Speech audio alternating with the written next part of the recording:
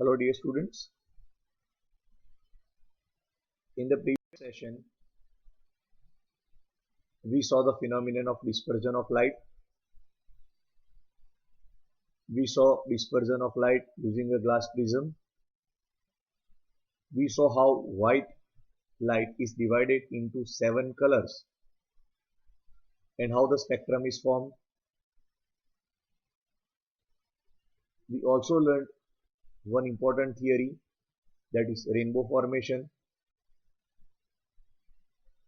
Now today we are going to discuss some more interesting phenomenon that happens due to refraction of light by our atmosphere.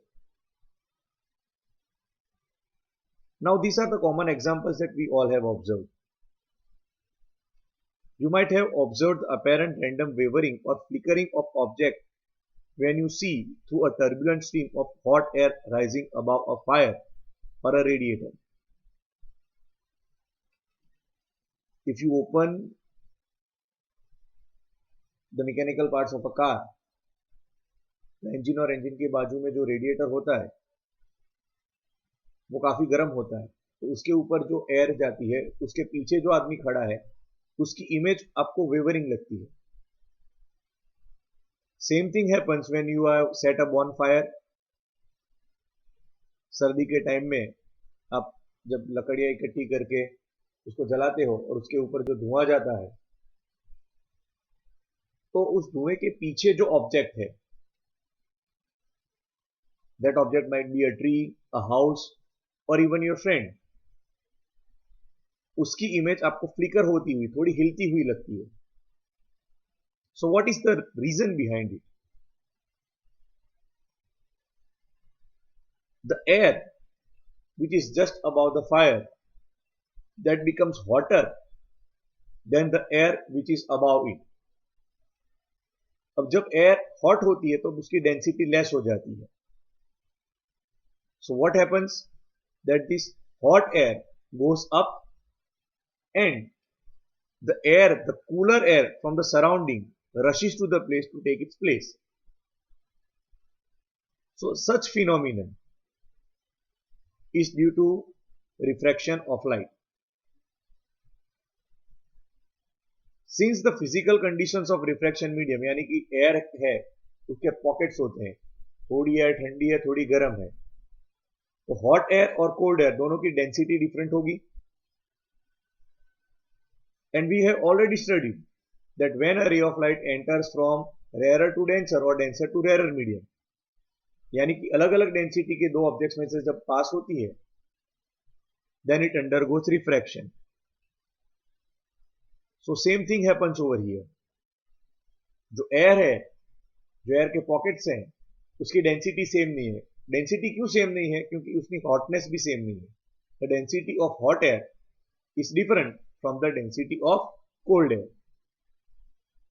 As we studied over here, that hotter air is less dense compared to cold air.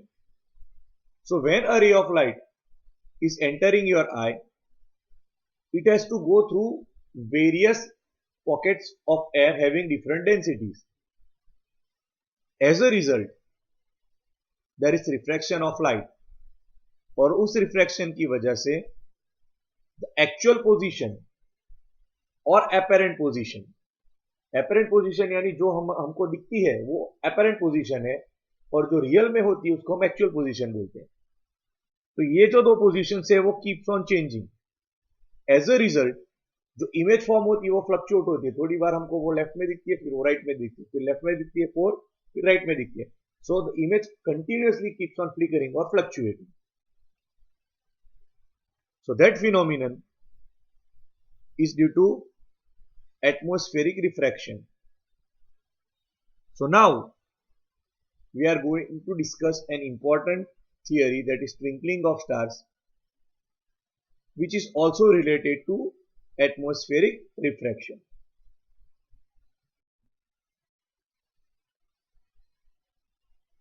Now when you observe a clear sky,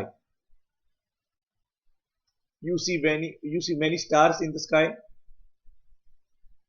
और जो stars होते हैं वो हमको twinkle करते लगते हैं. That is the basic difference that we studied in earlier standards, कि जब हम आकाश में देखते हैं तो जो ट्विंकल होते हैं वो स्टार्स है और जिसकी लाइट स्टेडी है वो प्लैनेट्स है. But then a question should arise in our mind that why does this thing happen? Both stars and planet, both are heavenly objects situated at a very large distance from us. So why do stars twinkle and why planets don't? So now we are going to discuss the phenomenon behind the twinkling of stars. So as I said, the twinkling of star is also due to atmospheric refraction of starlight. As star is located at a very large distance from the earth's surface, the light coming from star has to pass through various layers of atmosphere. अब हम ये भी पढ़े different spheres पढ़े कि stratosphere, troposphere and different spheres earlier standards में. So this light is coming from a very large distance, and before it reaches our eyes, it has to pass through many layers of atmosphere. और जो ये atmosphere के different layers हैं वो सारे layers की density अलग अलग रहती है.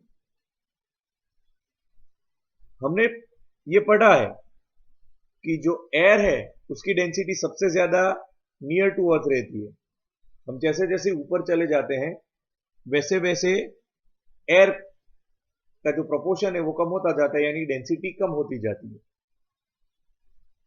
तो जब स्टार्स से लाइट हमारी आंखों तक पहुंचती है, it has to go through different layers of atmosphere having different densities.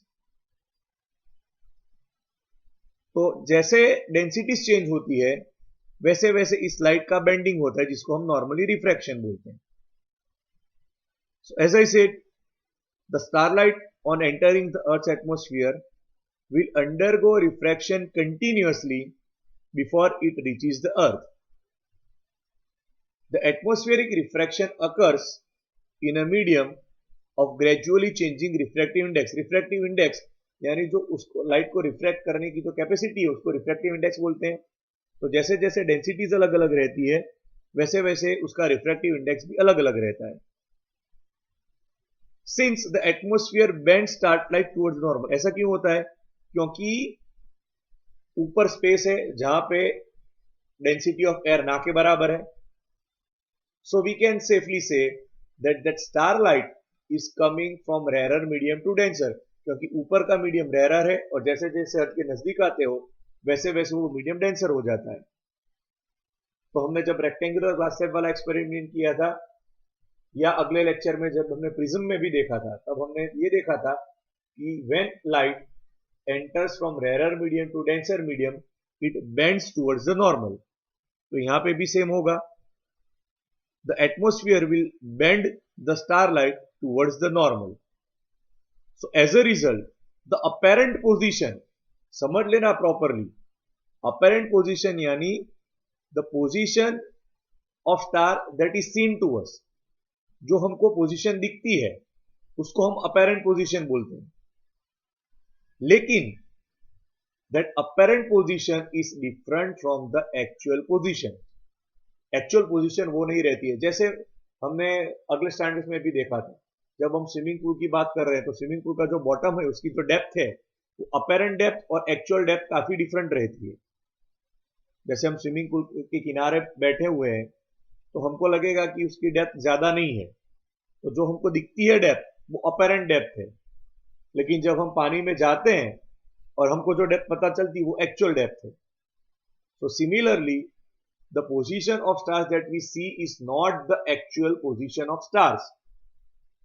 जब हम हमारे घर के छत पे खड़े रह के जो स्टार्स को देखते हैं और जिस पोजीशन पे हमको स्टार्स दिखते हैं वो एक्चुअल पोजीशन ऑफ स्टार नहीं है, that is the apparent position. यानी जो हमको दिखती है वो अपेरेंट पोजीशन है, the actual position is slightly different. तो क्या डिफरेंस है? the stars appear slightly higher than its actual position. जो उसकी एक्चुअल पोजीशन है स्टार हमको उससे थोड़े ऊपर दिखते हैं. So have a look at the diagram in the star. जो बोल्ड लाइन है स्टार की वो उसकी एक्चुअल पोजीशन है. तो वो जो पहला वाला स्टार दिया हुआ है जो नीचे वाला वो ओरिजिनल स्टार की पोजीशन है. But due to refraction of light we are able to see the star little bit higher than its actual position. तो जो डॉटेड लाइन से रिप्रेजेंट किया हुआ है स्टार वो स्टार की अपरेंट पोजीशन है. यानी ये वो पोजीशन है जिस पोजीशन पे हमको स्टार दिखता है. So again, due to this atmospheric refraction, the stars appear to be higher than its actual position. तो ये जो एक रीजन है कि क्यों स्टार्स हमको ट्विंकल होते हुए दिखाई दे रहे हैं. There are also other reasons associated. This apparent position of the star is not stationary. यानी कि जो पोजीशन पे हमको स्टार दिखता है वो स्टेशनरी नहीं है. उसकी हाइट है दैट कीप्स ऑन चेंजिंग. उस वजह से क्या होता है कि for one moment the star is visible to us. At the second moment the position of star changes. उसकी पोजीशन चेंज हो गई तो जिस पोजीशन पे हम स्टार को देख रहे थे वहां पे अब हमको स्टार नहीं दिख रहा है.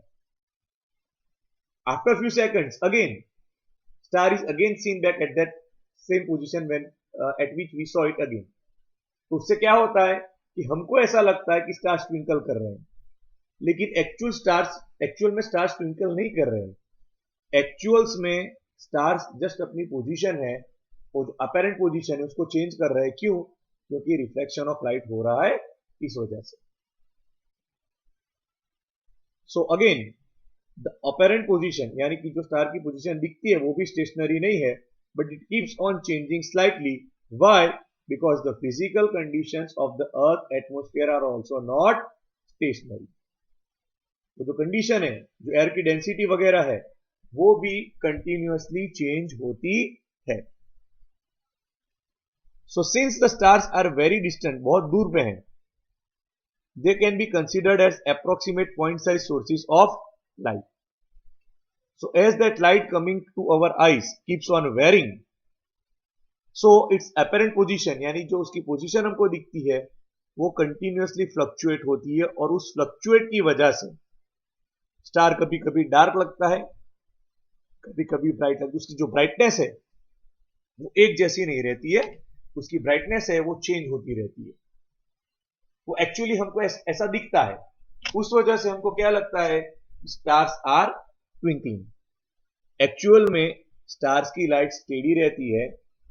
हमको ऐसा दिखता है कि स्टार्स ट्विंकल हो रहे हैं and that is due to reflection of light before it enters the earth atmosphere and then it at last reaches to our eyes.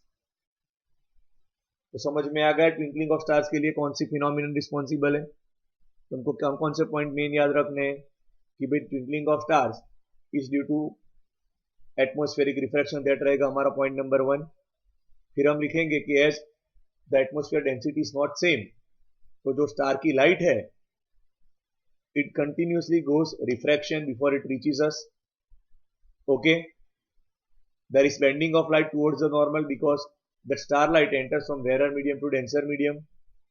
So the apparent position is different from the actual position. Now this apparent position also keeps on changing. Why? Because the atmosphere is also not stationary. Its conditions keeps on changing. And as stars are considered to be point size objects, due to the fluctuation in their apparent position, its light does not remain steady. कभी कभी हमको वो bright दिखती है कभी कभी हमको वो थोड़ी लाइट दिखती है फेंट हो जाती है. उस वजह से हमको लगता है कि स्टार्स आर ट्विंकलिंग जबकि वो एक्चुअल में ट्विंकल करते नहीं है. So this is the explanation for twinkling of stars. तो चलो हमने ये तो पढ़ लिया कि स्टार्स ट्विंकल करते हैं.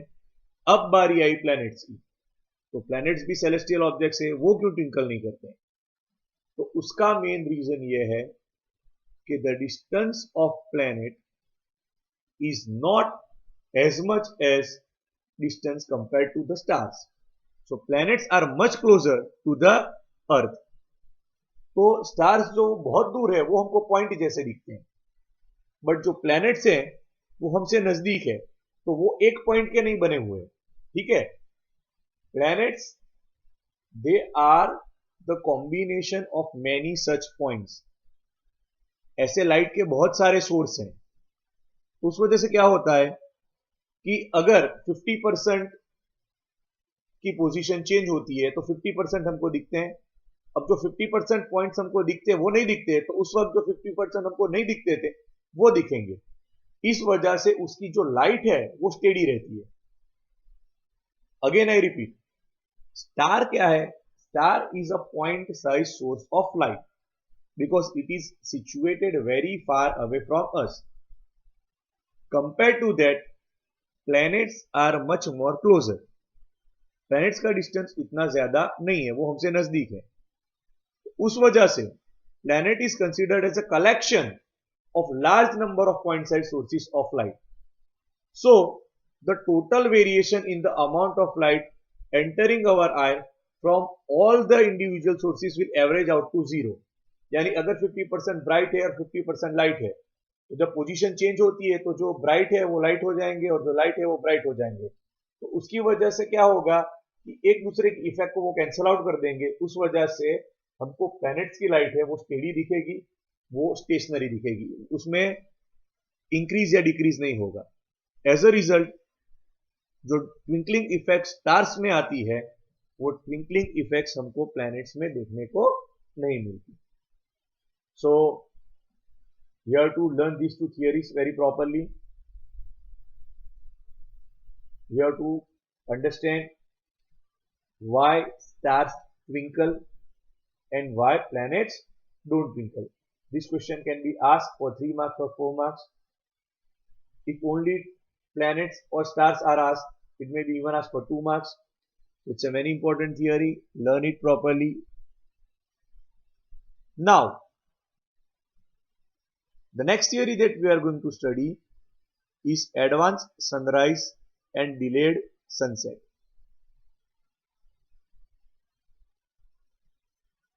Do you know that sun is visible to us about 2 minutes before the actual sunrise? Sunrise कब होता है? जब सन होराइजन से ऊपर आता है तब हमको दिखने लगता है, तब हम बोलते हैं कि okay this is the sunrise. वैसे हम सनसेट पॉइंट पे जाते हैं तो क्या होता है, होराइजन पे जो सन है वो एक लाइन से नीचे चला जाएगा तो वो दिखना बंद हो जाएगा। So when sun goes below the horizon the sun is no longer visible, and at that time we say that sun has set. Actually sun remains 24/7, वो हमको दिखना बंद हो जाता है, ठीक है। तो जब सन होराइजन से ऊपर आता है तब हम सन को देख सकते हैं, उस फिनोमिनन को हम सनराइज कहते हैं। And at evening when the sun goes below the horizon then also the sun stops being visible to us, और इस फिनोमिनन को हम कहते हैं सनसेट। तो रियलिटी ऐसी है कि the sun is visible to us about 2 minutes before the actual sunrise, यानी कि सन अभी होराइजन के ऊपर नहीं आया है फिर भी हमको विजिबल हो जाता है 2 मिनट्स अर्लियर। ऐसा क्यों होता है? Again the phenomenon behind this is atmospheric refraction. So have a look at the diagram at your slide. ठीक है, वहां पे एक होराइजन दिया हुआ है। एक्चुअल में आप देखोगे ऑब्जर्वर अर्थ के ऊपर दिखाया हुआ है। सन अभी होराइजन के बिलो में है, यानी अभी हमको सन दिखना नहीं चाहिए। But as we know that due to bending of sunlight जो एपेरेंट पोजीशन होती है वो एक्चुअल पोजीशन से हायर रहती है, जैसा हमने स्टार्स में भी देखा था। तो जो डॉटेड लाइन है वो एपरेंट पोजीशन हो जाती है, यानी कि सन अभी है होराइजन के नीचे, but due to that bending of sunlight वो होराइजन से ऊपर आए उससे पहले हमको विजिबल हो जाता है, यानी कि वो जो सनराइज का टाइम है वो 2 मिनट एडवांस में हो गया। The same thing happens during the evening. That is during the evening, जब सन होराइजन से नीचे चला जाता है तब भी हमको 2 मिनट के लिए दिखेगा। क्यों? क्योंकि again the apparent position of that sun will be higher than the actual position, again thanks to the phenomenon that is atmospheric refraction. So atmospheric refraction की वजह से तो सनराइज 2 मिनट ज्यादा अर्ली हो जाता है, उसको हम एडवांस सनराइज बोलते हैं। And due to the same process that is atmospheric refraction, sunset actual में हो जाने के बाद भी 2 मिनट तक हम सन को देख सकते हैं, यानी the sunset is delayed again by 2 minutes. So due to this atmospheric refraction, we are able to see the sun for 4 more minutes. This phenomenon is known as advanced sunrise and delayed sunset. As a result, the day becomes longer by 4 minutes. The apparent flattening of the sun's disk at sunrise and sunset is also due to the same phenomenon. क्यों? क्योंकि जब वो horizon से नीचे चला जाता है तब वो फ्लैटन होता जाता है। ठीक है, तो इस टॉपिक में आपको क्या रिमेंबर रखना है? You have to remember that the sun is visible to us about 2 minutes before the actual sunrise, and it is also visible for 2 more minutes after the actual sunset, and both this phenomenon is due to atmospheric refraction. Why? Because even if the sun is below the horizon, due to the bending of light or due to atmospheric refraction, its apparent position, which is higher, takes in above the horizon. तो atmospheric refraction की वजह से जो actual में सन horizon के below है वो हमको लगेगा कि वो होराइजन के ऊपर है। So it's visibility increases by 4 minutes, that is 2 minutes in advance at the time of sunrise and 2 minutes delayed at the time of sunset. So again, dear friends, this question is also very important for 2 marks. A question might be asked that explain the phenomenon of advanced sunrise and delayed sunset. So you need to explain to it giving proper reason along with the diagram. So I hope you will learn all the topics today properly. Write down the important points and also write down the question answers that I said you that they are important in your notebook. We'll continue with certain more phenomena which are related to refraction of light in the coming lectures. Have a nice day.